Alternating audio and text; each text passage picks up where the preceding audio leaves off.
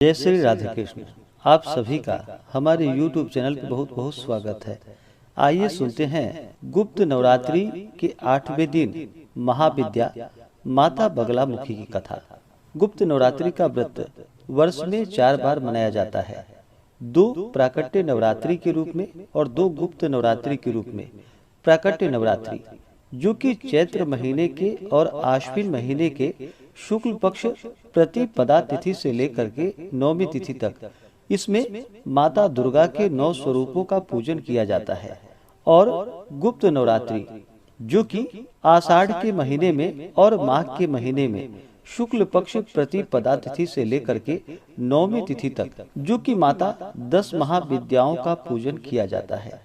जो भी भक्त सच्ची श्रद्धा के साथ, नियम और निष्ठा के साथ नवरात्रि का व्रत करते हैं, इस दौरान माता का पूजन करते हैं, कथा श्रवण करते हैं, दुर्गा सप्तशती आदि का पाठ या श्रवण करते हैं, तो उनके सभी प्रकार के दुखों का नाश होता है तथा सुख और समृद्धि की प्राप्ति होती है। 10 महाविद्याओं में से 8वीं महाविद्या जो कि माता बगलामुखी, इनकी उपासना इनके भक्त जो कि शत्रु नाश, वाक सिद्धि और वाद विवाद में विजय के लिए करते हैं। इनमें सारे ब्रह्मांड की शक्ति समावेश है।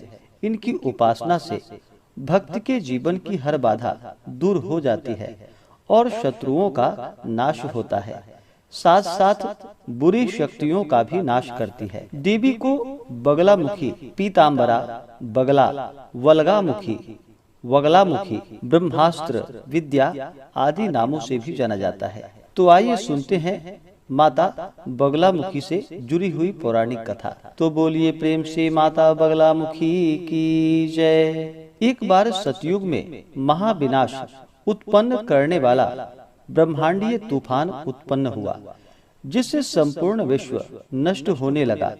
इससे चारों ओर हाहाकार मच गया।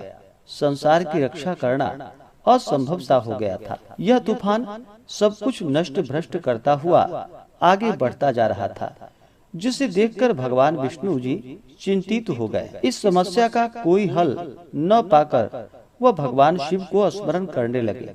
तब भगवान शिव ने कहा कि शक्ति रूप के अतिरिक्त अन्य कोई इस विनाश को नहीं रोक सकता है, अतः आप उनकी शरण में जाएं। तब भगवान विष्णु ने हरिद्रा सरोवर के निकट पहुंचकर कठोर तप किया। भगवान विष्णु के तप से देवी शक्ति प्रकट हुई। उनकी साधना से महात्रिपुर सुंदरी प्रसन्न हुई। सौराष्ट्र क्षेत्र की हरिद्रा झील में जल क्रीड़ा करती महापीताम्बरा स्वरूप देवी के हृदय से दिव्य तेज उत्पन्न हुआ। इस तेज से ब्रह्मांडीय तूफान थम गया। मंगल युक्त चतुर्दशी की अर्धरात्रि में देवी शक्ति का देवी बगलामुखी के रूप में प्रादुर्भाव हुआ था। त्रिलोक्य स्तंभिनी महाविद्या भगवती बगलामुखी ने प्रसन्न होकर भगवान विष्णु जी को एक शीत वर दिया और तब सृष्टि का विनाश रुका। देवी बगलामुखी को वीररती भी कहा जाता है, क्योंकि देवी स्वयं ब्रह्मास्त्र रूपिणी है। इनके शिव को महारुद्र कहा जाता है, इसलिए देवी सिद्ध विद्या है। तांत्रिक इन्हें स्तंभन की देवी मानते हैं। गृहस्थों के लिए देवी समस्त प्रकार के संशयों का शमन करने वाली है। तो बोलिए प्रेम से माता बगलामुखी की जय। तो आइए सुनते हैं गुप्त नवरात्रि से जुड़ी हुई पौराणिक कथा। कथा के अनुसार एक समय श्रृंगी ऋषि भक्त जनों को दर्शन दे रहे थे। अचानक भीड़ से एक स्त्री निकलकर आई और करबद्ध होकर के ऋषि श्रृंगी से बोली कि हे भगवान, मेरे पति दुर्व्यसनों से सदा घिरे रहते हैं, जिस कारण मैं कोई पूजा पाठ नहीं कर पाती, धर्म और भक्ति से जुड़े पवित्र कार्यों का संपादन भी नहीं कर पाती, यहाँ तक कि ऋषियों को उनके हिस्से का अन्न भी समर्पित नहीं कर पाती। मेरे पति मांसाहारी हैं, जुआरी हैं, लेकिन मैं माँ दुर्गा की सेवा करना चाहती हूँ। उनकी भक्ति साधना से अपने और परिवार के जीवन को सफल बनाना चाहती हूँ। ऋषि श्रृंगी महिला के भक्ति पूर्व वचनों को सुनकर बड़े प्रभावित हुए। ऋषि ने उस स्त्री को आदर पूर्वक उपाय बताते हुए कहा कि वासांतिक और शारदीय नवरात्रि से तो आम जनमानस परिचित हैं, लेकिन इसके अतिरिक्त 2 नवरात्रि और भी होते हैं जिन्हें गुप्त नवरात्रि कहा जाता है। उन्होंने कहा कि प्राकट्य नवरात्रों में 9 देवियों की उपासना होती है और गुप्त नवरात्रों में 10 महाविद्याओं की साधना की जाती है। इस नवरात्रों की प्रमुख देवी स्वरूप का नाम सर्वैश्वर्य कारिणी देवी है। यदि इन गुप्त नवरात्रि में कोई भी भक्त माता दुर्गा की पूजा साधना करता है तो माँ उसके जीवन को सफल कर देती है।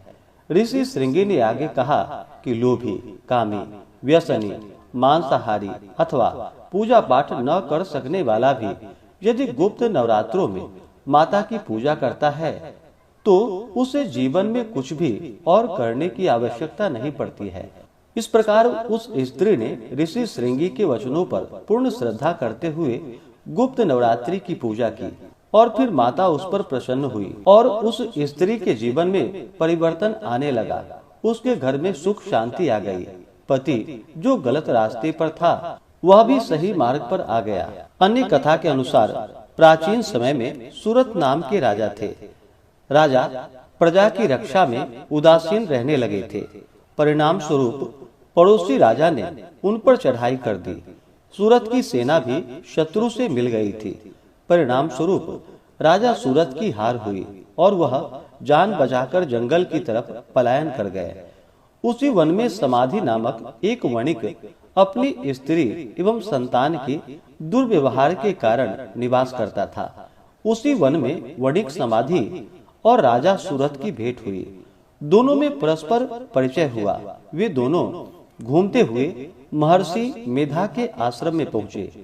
महर्षि मेधा ने उन दोनों के आने का कारण जानना चाहा तो वे दोनों बोले कि हम अपने ही सगे संबंधियों द्वारा अपमानित एवं तिरस्कृत होने पर भी हमारे हृदय में उनका मोह बना हुआ है। इसका क्या कारण है? महर्षि मेधा ने उन्हें समझाया कि मन शक्ति के अधीन होता है और आदि शक्ति के विद्या और अविद्या के दो रूप हैं। विद्या ज्ञान स्वरूप है और अविद्या अज्ञान स्वरूपा। जो व्यक्ति अविद्या के आदि कारण रूप में उपासना करते हैं उन्हें वे विद्या स्वरूपा प्राप्त होकर मोक्ष प्रदान करती हैं। इतना सुनकर राजा सूरत ने प्रश्न किया कि हे महर्षि, देवी कौन है? उनका जन्म कैसे हुआ? महर्षि बोले, आप जिस देवी के विषय में पूछ रहे हैं वह नित्य स्वरूपा और विश्वव्यापिनी है। उनके बारे में ध्यान पूर्वक सुनो। कल्पांत के समय विष्णु भगवान क्षीर सागर में अनंत शैया पर शयन कर रहे थे। तब उनके दोनों कानों से मधु और कैटभ नामक 2 दैत्य उत्पन्न हुए। वे दोनों विष्णु की नाभि कमल से उत्पन्न ब्रह्मा जी को मारने के लिए दौड़े। ब्रह्मा जी ने उन दोनों राक्षसों को देखकर विष्णु की शरण में जाने की सोची, परंतु विष्णु भगवान उस समय सो रहे थे। तब उन्होंने विष्णु भगवान को जगाने हेतु उनके नयनों में निवास करने वाली योग निद्रा देवी की स्तुति की। परिणाम स्वरूप तमोगुण अधिष्ठात्री देवी विष्णु भगवान के नेत्र, नासिका, मुख तथा हृदय से निकलकर ब्रह्मा के सामने उपस्थित हो गई। योग निद्रा के निकलते ही विष्णु भगवान उठकर बैठ गए। भगवान विष्णु और उन राक्षसों में 5000 वर्षों तक युद्ध चलता रहा। अंत में मधु और कैटभ दोनों राक्षस मारे गए। ऋषि बोले, अब ब्रह्मा जी की स्तुति से उत्पन्न महामाया देवी की वीरता तथा प्रभाव का वर्णन करता हूँ। उसे ध्यान पूर्वक सुनो। एक समय देवताओं के स्वामी इंद्र तथा दैत्यों के स्वामी महिषासुर में सैकड़ों वर्षों तक घनघोर संग्राम हुआ। इस युद्ध में देवराज इंद्र की पराजय हुई और महिषासुर इंद्रलोक का स्वामी बन बैठा। अब देवतागण ब्रह्मा के नेतृत्व में भगवान विष्णु और भगवान शंकर की शरण में गए। देवताओं की बातें सुनकर भगवान विष्णु तथा भगवान शंकर क्रोधित हो गए। भगवान विष्णु के मुख तथा ब्रह्मा, शिवजी तथा इंद्र आदि के शरीर से एक तेज पुंज निकला। जिससे समस्त दिशाएं जलने लगी और अंत में यही तेज पुंज एक देवी के रूप में परिवर्तित हो गया। देवी ने सभी देवताओं से आयुध एवं शक्ति प्राप्त करके उच्च स्वर में अट्टहास किया, जिससे तीनों लोकों में हलचल सी मच गई। महिषासुर अपनी सेना लेकर इस सिंहनाद की ओर दौड़ा। उसने देखा कि देवी के प्रभाव से तीनों लोक आलोकित हो रहे हैं। महिषासुर की देवी के सामने एक भी चाल सफल नहीं हुई और वह देवी के हाथों मारा गया। आगे चलकर यही देवी शुंभ और निशुंभ राक्षसों का वध करने के लिए गौरी देवी के रूप में अवतरित हुई। इन उपरोक्त व्याख्यानों को सुनकर मेधा ऋषि ने राजा सुरथ तथा वणिक से देवी अस्तवन की विधिवत व्याख्या की। राजा और वणिक नदी पर जाकर देवी की तपस्या करने लगे। 3 वर्ष घोर तपस्या करने के बाद देवी ने प्रकट होकर उन्हें आशीर्वाद दिया। इससे वणिक संसार के मोह से मुक्त होकर आत्मचिंतन में लग गया और राजा ने शत्रुओं पर विजय प्राप्त करके अपना वैभव प्राप्त कर लिया।